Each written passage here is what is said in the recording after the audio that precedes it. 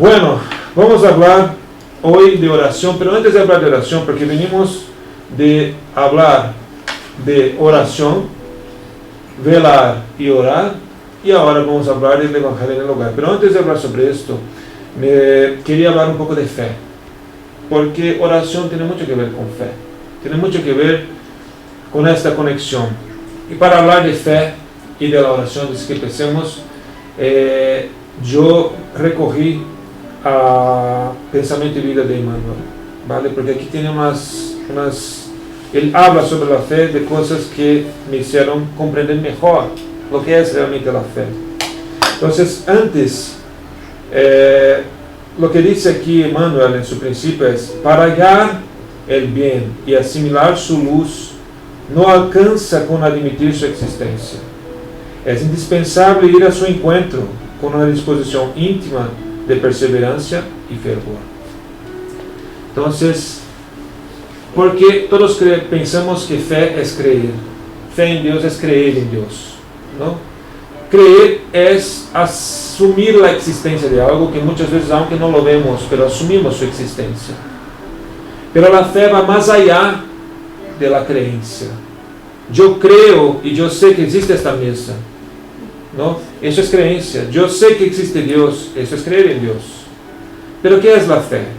La fe, lo que está diciendo aquí, es un poco más allá de la creencia.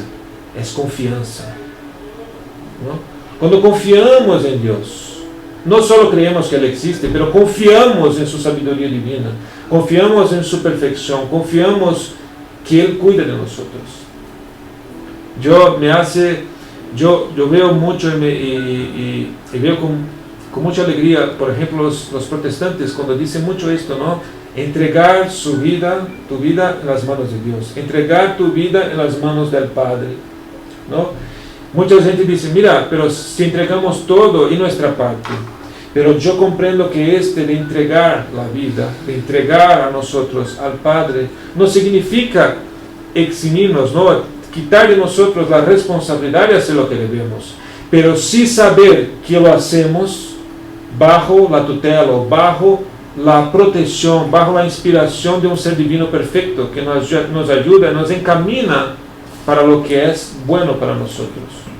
Pero esto no quita de nuestra parte de trabajo. Entonces él dice: nadie pone en duda el poder de la electricidad. No obstante, para que una lámpara ilumine nuestro aposento, recurrimos a los hilos conductores que la transportan desde las instalaciones de la usina lejana hasta el interior de nuestra casa. En el mismo sentido, nos resultará imposible concretar alguna realización mientras no adoptemos una actitud positiva de confianza. La fe es una fuerza que nace con el alma. Es la certeza instintiva de la sabiduría de Dios, que es la sabiduría de la vida misma. La fe palpita en todos los seres, vibra en todas las cosas, se pone de manifiesto en el cristal quebrado que humildemente se recompone, se revela en el árbol tronchado que se restablece gradualmente, entregado a las leyes de renovación inherentes a la naturaleza.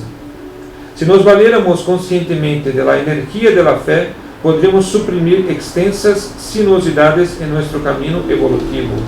A tal efecto, sea cual fuera nuestra interpretación religiosa acerca de la idea de Dios, para reflejar su grandeza es imprescindible que concretemos nuestra confianza en el bien.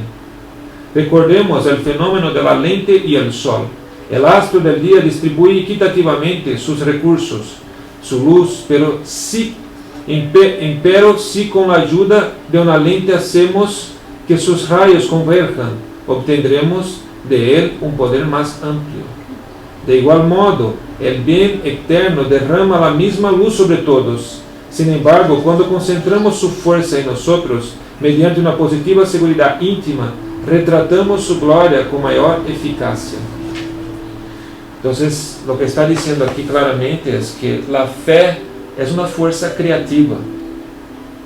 La fe nos impulsiona a hacer algo. Porque creer solo, por sí solo, no nos hace seguir y crear, ¿no?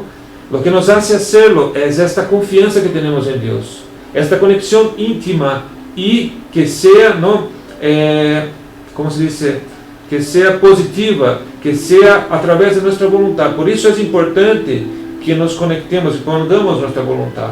Y eso me hace me parece muy interesante esta analogía que hace Emmanuel, poniendo a la luz del sol con las lentes, ¿no? Porque la luz del sol está para todos. Si salimos aquí en la calle, hay luz en todos los sitios. Es decir, el sol se manifiesta en todos los sitios, está en todo. Vemos su luz.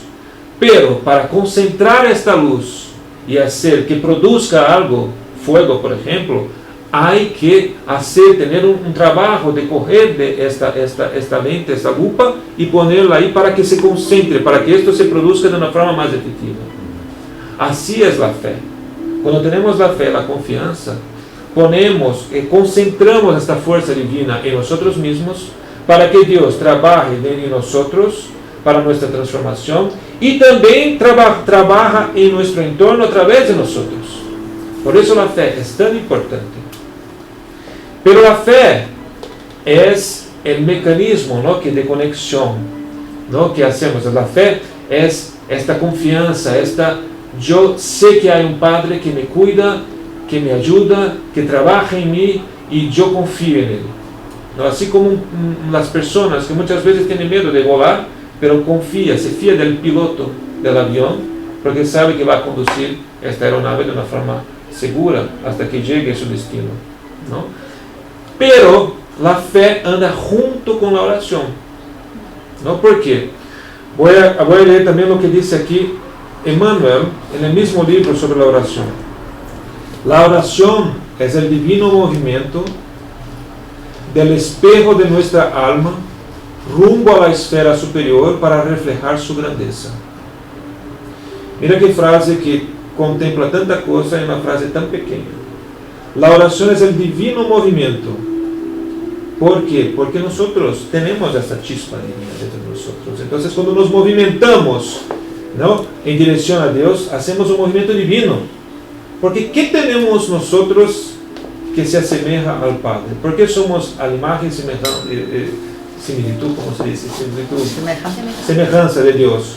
Nuestra capacidad de elección, nuestra capacidad de reflejar y de ser conscientes que somos, que existimos, que es lo que nos distingue de los animales, del principio inteligente que se encuentra en los animales, del principio espiritual que se encuentra en los animales. Nosotros elegimos, nosotros somos conscientes de nuestra existencia y somos conscientes de un Padre.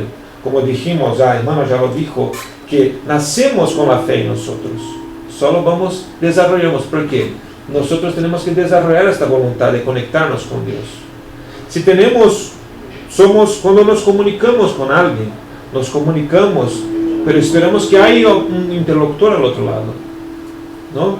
Este acto de comunicar es cuando nosotros tenemos una actitud proactiva de llegar a Dios y de dejar que Dios hable con nosotros. Y eso es importante, porque es el ejercicio que estamos todos aquí en la tierra haciendo, saber ejercitar nuestra capacidad de elegir, que es lo que nos distingue del principio espiritual que está en los animales, ¿no? Entonces, la oración es el divino movimiento de fuerza, de voluntad, del espejo de nuestra alma. ¿Por qué del espejo de nuestra alma? Porque espeja nuestra voluntad, nuestra alma que ya busca a Dios de alguna forma, que ya busca esta conexión para que obre en nosotros y los demás a nuestro alrededor, para que podamos co-crear de alguna forma, ¿no? Pero también porque es un espejo, porque cuando conectamos con Dios a través de la oración, Él obra a nosotros y nosotros somos un espejo de esta conexión a todos los que están a nuestro alrededor, ¿vale?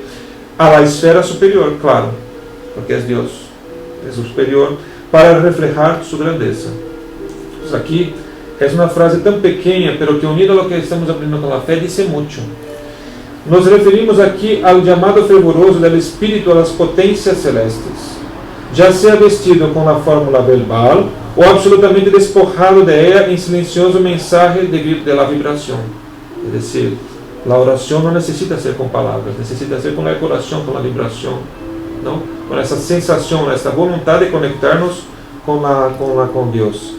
Esta es, en esencia, la función de la oración, ir en busca del amor divino para concentrar su claridad sobre los valles de la ignorancia, del sufrimiento, de la miseria y del odio que todavía se esparcen por todo el mundo, en nosotros y en los demás.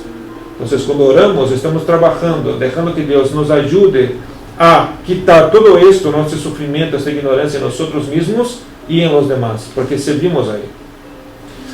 Luego viene aquí, dice, orar es identificarse con la fuente del máximo poder del universo, es absorber sus reservas y retratar las leyes de la renovación permanente, que gobiernan los fundamentos de la vida. La oración estimula las recónditas energías del corazón y las libera con las imágenes de nuestro deseo, por intermedio de la fuerza viva y modeladora del pensamiento.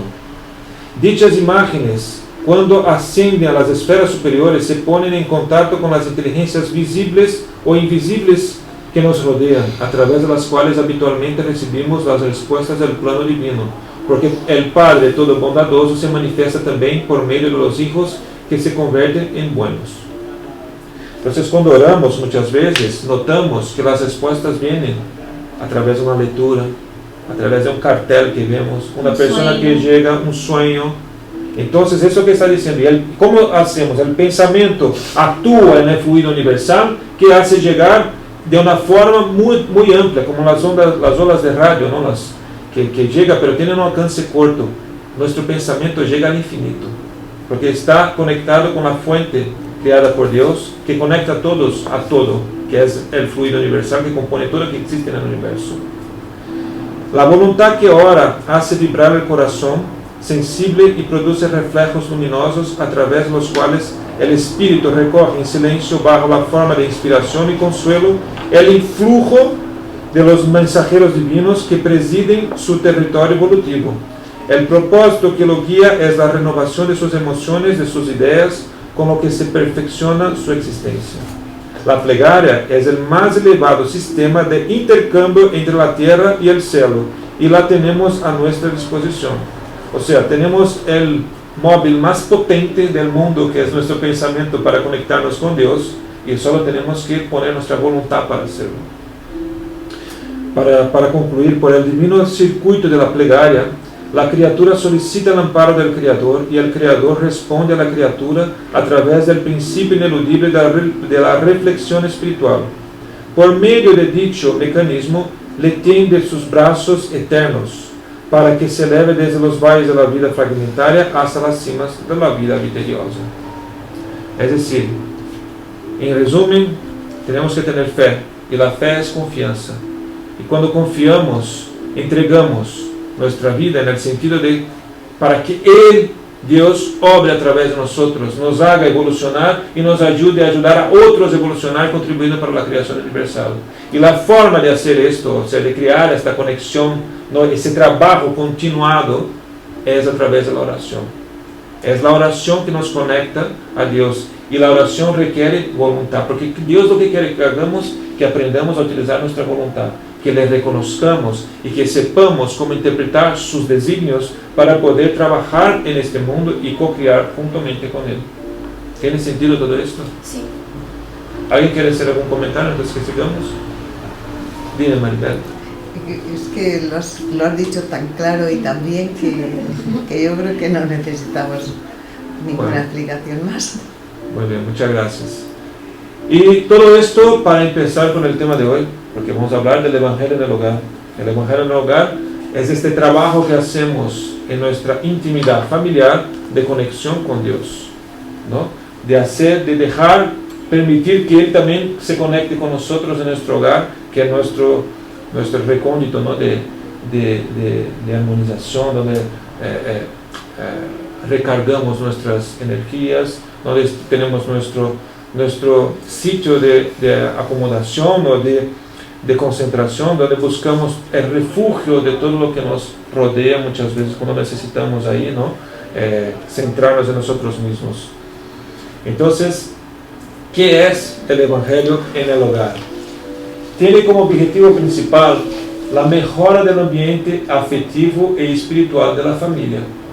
Ese es el principal objetivo del Evangelio en el hogar, ¿no? Para que podamos tener como un templo dentro de nuestra casa, donde tengamos la protección y todo lo que necesitamos para enfrentar o hacer frente a lo que tenemos en nuestra vida cotidiana. Consiste en una lectura sistemática semanal del Evangelio según el Espiritismo en el hogar. Aquí hablamos del Evangelio según el Espiritismo, pero puede ser el Evangelio normal, el Evangelio no de Jesús original, porque desde ahí es donde viene el Evangelio según el Espiritismo, ¿no? Es o una lectura edificante también, que encontramos en varias obras del propio Espiritismo, ¿no? ¿Por qué? Porque son lecturas que nos ayudan a reflexionar sobre nuestra moralidad, sobre nuestros deberes, ¿no? Para la unidad divina, para las leyes divinas, ¿no? Para que nos ayude a armonizarnos a nosotros mismos y a contribuir para la armonización en nuestro entorno. Entonces, una lectura sistemática del Evangelio según el Espiritismo o el Evangelio en el hogar, con todos los miembros o los que se disponga a hacerlo, en un día de la semana y horario específico, no más de 30 minutos. Es decir, eso no es para hacer una charla, ¿no? una ponencia o algo muy... Esto es para... Sí, ¿no? Incluso porque muchas veces hay niños en casa y los niños no tienen mucha paciencia. Nosotros lo vemos en casa, nuestros niños cuando se pasan 15 minutos ya están ahí, se tumban en el sofá, ya es un poco más complejo. Y también hacer una lección de cómo leer, porque muchas veces, por ejemplo, nosotros, como tenemos a Giovanna y Gabriel, en nuestra casa no utilizamos el Evangelio según el Espiritismo porque es un lenguaje muy complejo para los niños. Hay una obra que, no, por desgracia, vamos a decir así, no está traducida porque es buenísima, que es Eliseo Rigonati, que es un escritor del mundo espiritista en Brasil, que escribió un evangelio para niños. Entonces, la primera parte es el Evangelio según el Espiritismo para niños y para jóvenes, y la segunda parte es el libro de los Espíritus para niños y para jóvenes. Entonces, es como una historia, y vas leyendo con una señora que se llama Donalina, y va contando el Evangelio a los niños. Son niños que están ahí como una ciudad pequeña y va contando. Y es muy interesante porque en la historia los niños preguntan como nosotros. A veces tenemos muchas dudas, ¿no? Principalmente nosotros que empezamos hace poco, ¿no? No tenemos muchas dudas, y cuando leemos eso, los niños hacen esas preguntas que a veces están dentro de nuestras cabezas y ahí se contesta. Es muy interesante, de verdad.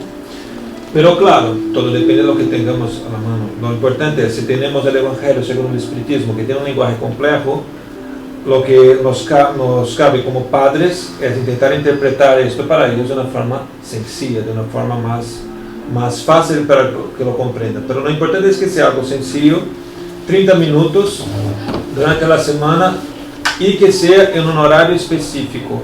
¿Por qué? Porque ya sabemos que los buenos espíritus tienen trabajo que hacer, ¿no? Y cuando hacemos el Evangelio en el hogar, creamos un ambiente de trabajo para estos espíritus también. Como un punto de luz, que la espiritualidad trae también otros espíritus para participar, para escuchar lo que está ahí. Y si hacemos esto, creamos un medio de trabajo para la espiritualidad igualmente. Y ahí servimos a nosotros y a los demás. Hacemos caridad a nosotros mismos y hacemos caridad a la espiritualidad que necesita de esto para trabajar, ¿vale? Entonces, muy importante que tenga esta habitualidad. Estamos hablando aquí una vez a la semana, pero si queremos hacer todos los días, aún mejor. Es decir, lo importante es que creemos este hábito, este compromiso, este hábito de una forma que podamos cumplir, porque la espiritualidad contará con esto para traer también sus espíritus y para ayudar a nosotros mismos, ¿verdad? ¿Y cuáles son los beneficios de hacer el Evangelio en el hogar? Promueve un momento de paz y comprensión en la vida familiar. Entonces, claro, muchas veces en nuestro cotidiano tenemos las situaciones cotidianas que hacen que, ¿no?, nuestra vibración, muchas veces el día a día de los niños, no, vete a bañar, no quiero, y nos quedamos ahí todos, ¿no?, ahí con un ambiente un poco, ¿no?, tumultuado. Este es un momento donde hacemos como la renovación de este ambiente fluídico de nuestro hogar también, ¿no? Porque todo lo que pensamos, sentimos dentro de nuestro hogar se refleja a través de los fluidos en lo que es material también de la casa, en el ambiente, lo que llamamos de psicosfera, ¿verdad? La psicosfera de nuestro hogar influenciamos en ella positivamente o negativamente con nuestros pensamientos, sentimientos. Este momento que hacemos es un momento que podemos llamar como un baño, como una higienización de nuestro hogar, de todo esto que está de nuestro cotidiano, que es natural en nuestro estado evolutivo.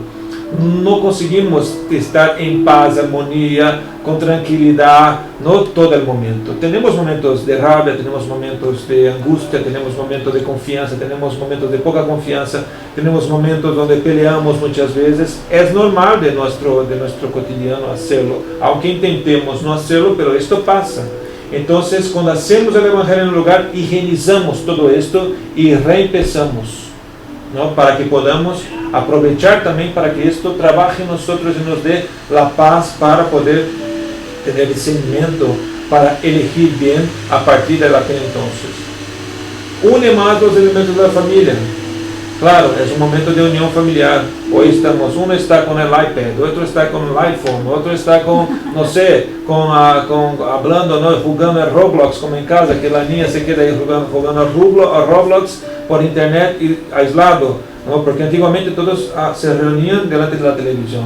Hoy ya no, hoy la familia está dispersa.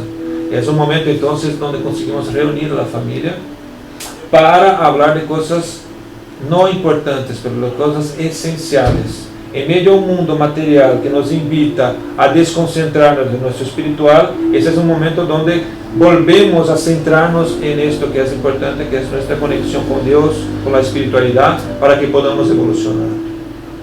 Amplia en los familiares el conocimiento y comprensión del Evangelio, aumentándoles el patrón vibratorio y fortaleciéndoles espiritualmente para las luchas de la vida, exactamente lo que hemos hablado, ¿no? Entonces es importante este momento para que nos alejemos un poco de este mundo material que parece que nos asedia hoy de una forma más brutal que antiguamente por todo lo que hay en las redes sociales, ¿no? Hoy tenemos un asedio material mucho más fuerte de lo que teníamos anteriormente. Ese es un momento donde nos alejamos de todo esto y creamos fuerzas para discernir mejor sobre todas esas cosas a través del conocimiento y comprensión del Evangelio, de la moralidad que nos trajo Cristo. La moralidad esta que nos ayuda a ser personas mejores en nuestra vida. Higieniza el ambiente espiritual del hogar por el cultivo de los pensamientos y sentimientos cristianos, exactamente lo que hemos hablado. Es como entrar en un baño espiritual cuando hacemos el Evangelio del hogar, como vamos ahí y hay como una ducha espiritual que ahí nos higieniza a todos y estamos ahí más ligeros, ¿no? Y atrae la presencia y ayuda de los buenos espíritus y evangeliza a los desencarnados necesitados que estén en el hogar por cualquier circunstancia. Y hay una observación que los niños deben participar cuando tengan edad y madurez para acompañar la reunión sin inquietud o fatiga. Claro, los niños siempre van a tener un poco de inquietud y fatiga, es normal. Hay que persistir un poco, ¿no? En casa es una lucha, ¿no, Bianca? Cuando empezamos ahí, Gabriel, siéntate correctamente porque está ahí largado, tirado en el sofá, y Giovanna también abre el sofá ahí y se queda ahí como tumbada o se queda así. Y es un trabajo que hacemos que poco a poco ellos van comprendiendo esta necesidad. Pero participan mucho, aportan mucho. Es interesante ver las preguntas que vienen. La visión que tienen. Giovanna muchas veces viene con unas preguntas que le dice, esta necesito estudiar un poquito más para contestarte, porque viene con unas preguntas, los niños vienen con chip un poco ya cambiado en ese sentido. ¿Cómo en casa, Ingrid? ¿Ya intentaste hacerlo? ¿Cómo va? Nosotros hacíamos cuando vivíamos en Egipto, hacíamos lo que hacíamos era que cada uno, una vez por la semana, estudiara un tema. Assim, sempre elegimos um tema, cada um tinha que estudar e trazer algo para a discussão, não? E era interessante, pero tenho que volver a ser com os dois, porque Laura é muito pequena, está aí, pero Lucas e Isadora vêm com muitas, Lucas mais que Isadora vêm com mais polêmica e Lucas mais crítico, assim, de uma maneira mais de de avaliar, ¿sabes? Pero es importante, yo veo como muy importante también. ¿Y tú, Claudia? ¿Tú lo llegaste a aplicar en casa? No. Vale. ¿Y No, eso? lo leo yo, pero para mí mismo. Para ti.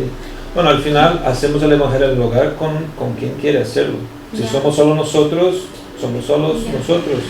Y poco a poco persistimos, ¿no? Sí. Tiene no sé si ha conocido un señor que viene aquí al centro.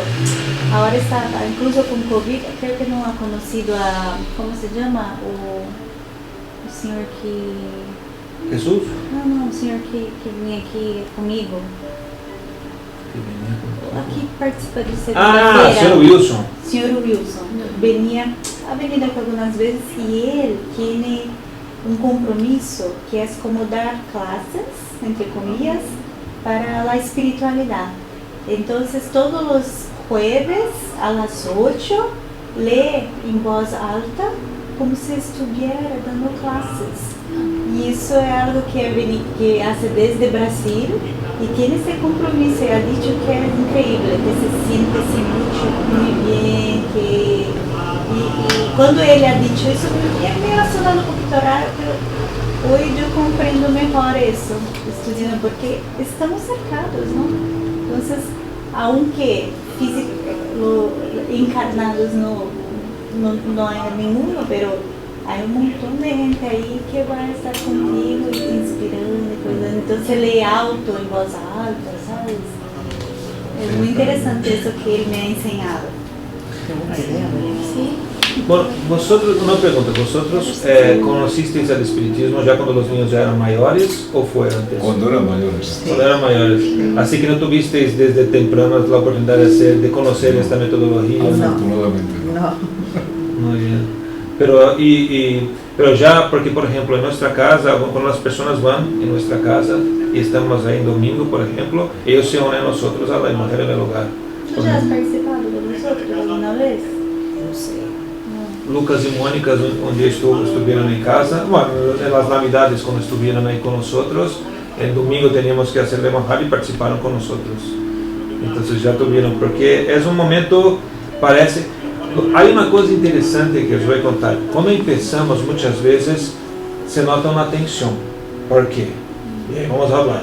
Muchas veces tenemos los espíritus que nos ayudan, que nos asisten, y hay los espíritus que también no quieren que sigamos y que aprendamos. Entonces las dos fuerzas trabajando, uno para hacer que vayamos y otro para que no vayamos.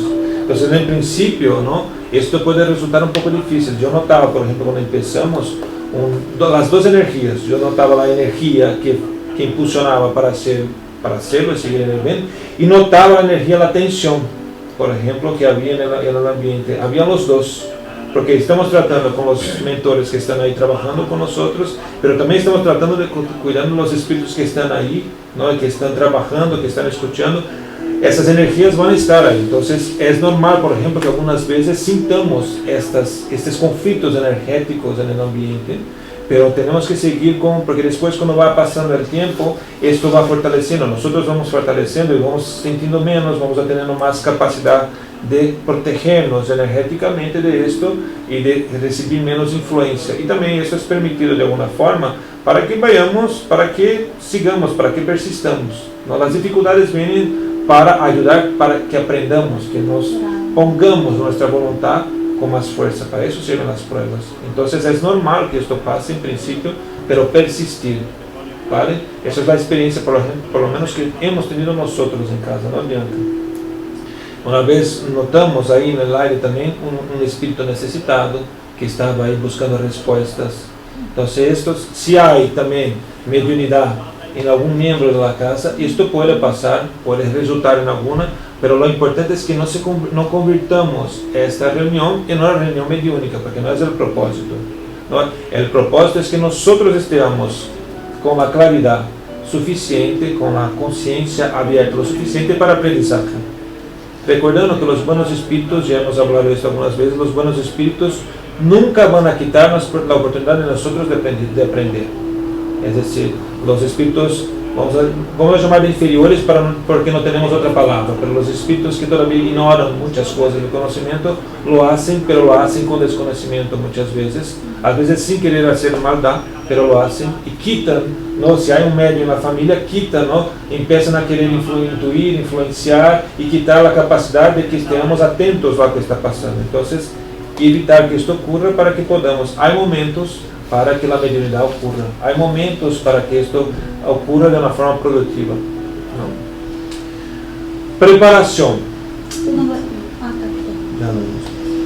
¿Cómo se hacemos la preparación? Marcar un día y hora fijos de la semana.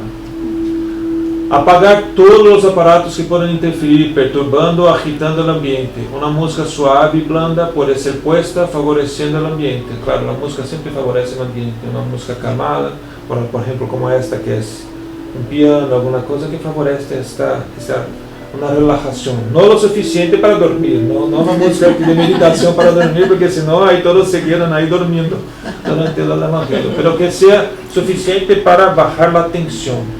Que no sea un rock and roll, alguna cosa así, que sea algo más tranquilo, ¿no?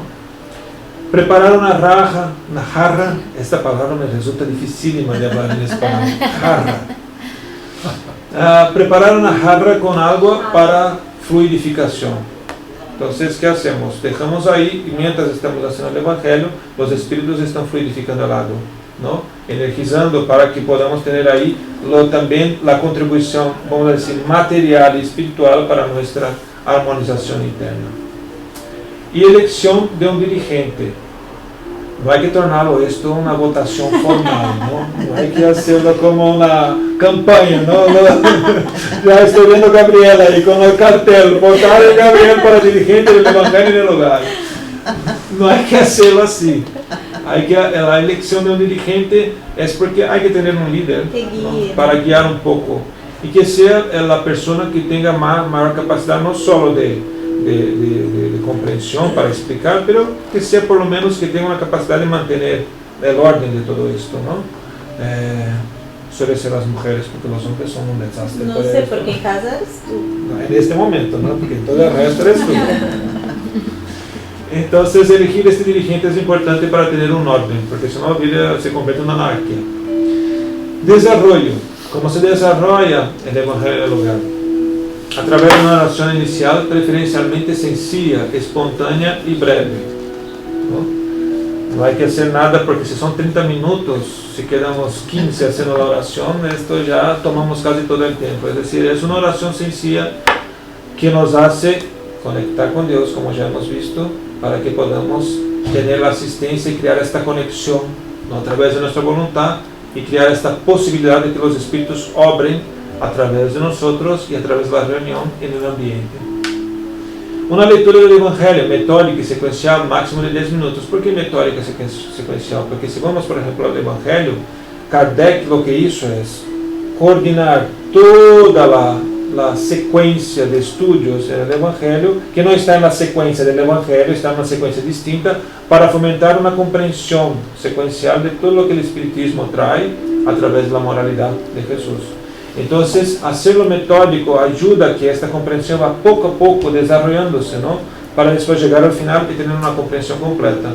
Y después de terminado el libro, el Evangelio, ¿no? Si es el caso, podemos elegir otras obras. El propio, por ejemplo, si ya estamos en desarrollar, puede ser el libro de los Espíritus, puede ser una otra obra evangélica o de propósito evangélico, para ayudar a consolidar este conocimiento que hemos obtenido. Comentarios sobre la lectura, rápidos, buscando la esencia de las enseñanzas de Jesús. Y claro, sin atacar a los demás miembros de la familia. Esto no es para hacer una... Tú no has hecho eso. Porque mira lo que está diciendo aquí, mira, y apuntamos, ¿no? El otro, no, mira, esto sirve para mí, ¿no? Entonces, porque eso se convierte muchas veces en una reunión como esta, se convierte, ¿no? Porque ya hay una determinada predisposición por conflictos que existen en nuestro ámbito familiar, que es natural, porque el ámbito familiar, ya hemos visto eso, ¿no? Es un laboratorio divino para nuestra evolución. Una expiación. Es como si fuera una inmersión evolutiva que hacemos dentro del ambiente familiar. Entonces, claro, ahí tenemos las juzgas, tenemos las divergencias, y no convertir esta reunión en esto, es decir, utilizar las enseñanzas para nosotros, que yo pueda contribuir para que esto deje de ocurrir. No, eso es lo importante.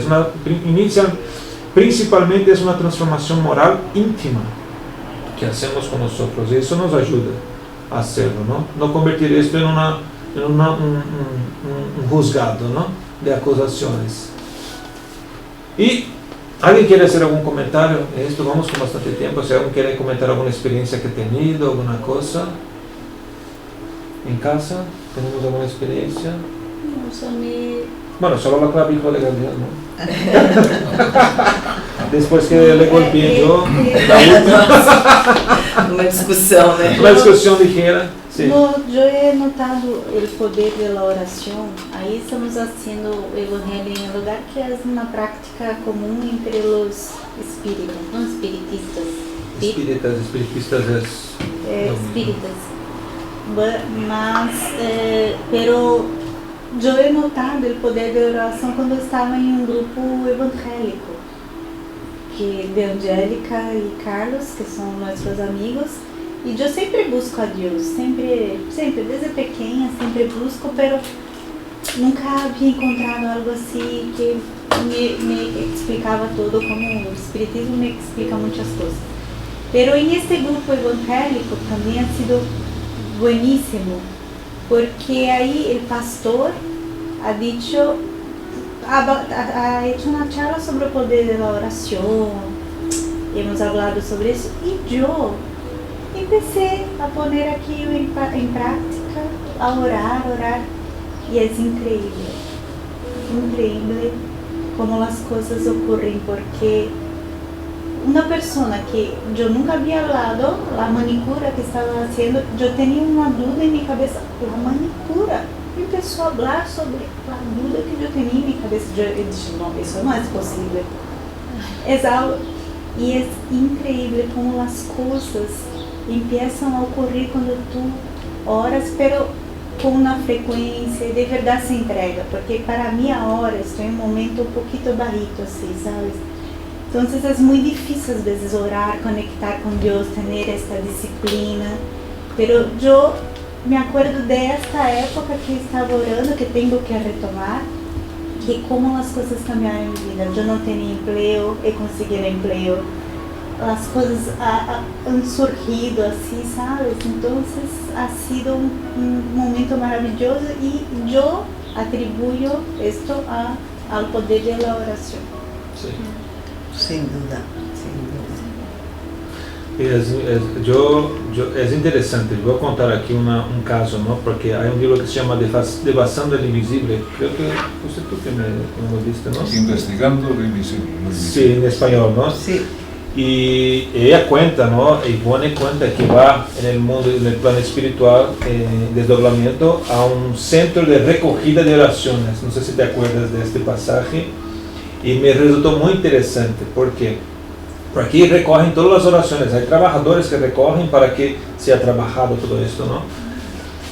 Y ella contó que estaba viendo las oraciones y había una oración de un traficante de drogas. Ese traficante estaba pidiendo para que Dios le ayudara a tener éxito en su próxima transacción, ¿no?, de tráfico. Y estaba ahí, la oración llegó, y Juan le pregunta, pero ¿y qué vais a hacer con esta oración? Hay un pedido, ¿no? ¿Qué vais a hacer? ¿Vais a atender esta oración? Y el Espíritu dijo, sí, vamos a atenderlo, no de la forma que está queriendo Él. Él quiere que lo hagamos de una cosa, pero lo que vamos a hacer es, vamos a darle lo que necesita Él, porque Él no lo sabe. Vamos a darle intuiciones para que deje de hacerlo. Y muchas veces los espíritus ayudan para que pase algo más ligero, por ejemplo, que el traficante sea que se va a la cárcel, por ejemplo, para que él deje de hacerlo, para que críe, ¿no?, que pase por un revés, vamos a decir así, momentáneo, para que él cambie su forma de ver. Entonces las oraciones siempre son atendidas. Por eso muchas veces pedimos las cosas, pero no recibimos exactamente lo que pedimos. Vamos a recibir lo que necesitamos, que solo Dios sabe lo que es perfecto para nosotros, ¿no? Entonces muchas veces, no, yo quiero tener un coche, y te viene una moto. O no Vale. tiene nada. O no va a venir una moto porque la moto es peligrosa, ¿no? Va a venir, no sé, alguna Bicicleta. sí, un Uber, llega un Uber. Entonces al final es esto, y esa es la diferencia que dicen también, porque me acuerdo mucho de esto. Esta frase me llama siempre mucho la atención, que el amor sin conocimiento no se equivoca, y el conocimiento sin amor no se sostiene, no se queda frío. Entonces, una madre, por ejemplo, que muchas veces ve un hijo, ¿no? Y se ve un hijo ahí, que quiere un hijo que tenga un coche, que tenga alguna cosa, o que ve un hijo que está ahí, que olha un hijo que está, por ejemplo, en una repartición pública en Brasil. La repartición pública en Brasil hay de todo. Entonces el hijo que está en una repartición pública y empieza a tener un cochazo, una casa estupenda, y la madre orgullosa, mira mi hijo como está progresando, ¿no? Materialmente en su cabeza, pero todavía no tiene discernimiento para saber que muchas veces esto no es progreso, porque lo que está haciendo es involucrándose con cosas que son no buenas. Pero para la madre que quiere el bienestar de su hijo y no tiene un conocimiento más allá, ¿no? de la cosa, cree que el hijo está pasando bien, está teniendo éxito. Sí, porque consigue cosas materiales, que es lo que realmente Claro. la madre quiere. Exacto. Es lo que ella cree que le va a venir bien a su hijo. Esto es una madre, un padre o un tío o quien sea. Muchas veces nuestro amor no está educado para saber exactamente lo que es bueno, ¿no? Queremos cosas y no nos damos cuenta, ¿no? O nos damos cuenta y fingimos que no nos damos cuenta también, ¿no? Eso pasa mucho. Pero ¿qué va a hacer cuando oramos? Los espíritus y precisamente el ángel de la guardia, el protector de esta persona, sabe que no es lo mejor para él. Y pasa un tiempo, puede que sufra un problema, que la policía investigue y que vea, y que él tenga un problema, pierda todo esto, y la madre, mi hijo ha pasado por un problema, pero es lo mejor que tenía que pasar a él, porque para evitar que sufriera mucho más adelante. Entonces la espiritualidad, Dios obra en nosotros de una forma distinta. Muchas veces oramos y la madre ora que quiere lo mejor para su hijo, pero no consigue lo mejor en su visión para su hijo, pero viene lo mejor para ella a través de la oración, aunque no lo sepa. Por eso es importante trabajar la intelectualidad y el amor, porque los dos, para que tengan productividad, tienen que caminar juntos. Conocimiento y amor y moralidad. Recomendaciones. Facilitar a todos los participantes la comprensión de las enseñanzas. Y muchas veces Bianca me regaña porque utilizo algunas palabras que, claro, como vamos a leer, yo me acuerdo de la lectura y hablo con las palabras de la lectura, pero las lecturas de Allan Kardec, por ejemplo, los libros de Allan Kardec tienen palabras y de Emmanuel que muy antiguas, rebuscadas. Sí. Entonces algunas veces me digo, Rodrigo, por favor, utiliza palabras que podamos comprender, porque no estamos comprendiendo. Porque claro, yo utilizo bien el conocimiento, el recuerdo, y yo me acuerdo de la palabra. Entonces, importante que cuando hagamos esto, principalmente para los niños, que lo hagamos de una forma sencilla, de una forma que ellos puedan comprender. Y eso es complicado, porque para nosotros hacer una síntesis, hablar simples, es complicado. Muchas veces no conseguimos. Es un ejercicio, eso nos ayuda también a trabajar esto, ¿no? De cómo simplificar las cosas, cómo sumarizar las cosas, cómo dejarlo de una forma más sencilla. Incentivar la participación de todos, incluso en las oraciones. Entonces, hacer un turnar para que todos puedan hacer, porque la oración también es práctica. Sí. Yo me acuerdo cuando empecé a ir al centro, Alvorada, y me pedía, al final teníamos solo que hacer la oración. Cuando llegaba mi turno, yo me quedaba ahí pensando desde que empezaba qué oración iba a hacer. Ya había hecho la oración 300.000 veces en mi cabeza, ¿no? Hasta que llegara, porque primero la vergüenza, el idioma, y no tenía todavía esta práctica. Lo orar también es práctica. ¿no? Esta conexión, esta fluidez en orar requiere práctica. Y yo, por ejemplo, hoy, bueno, todos los días que llegamos aquí tengo que hacer oraciones.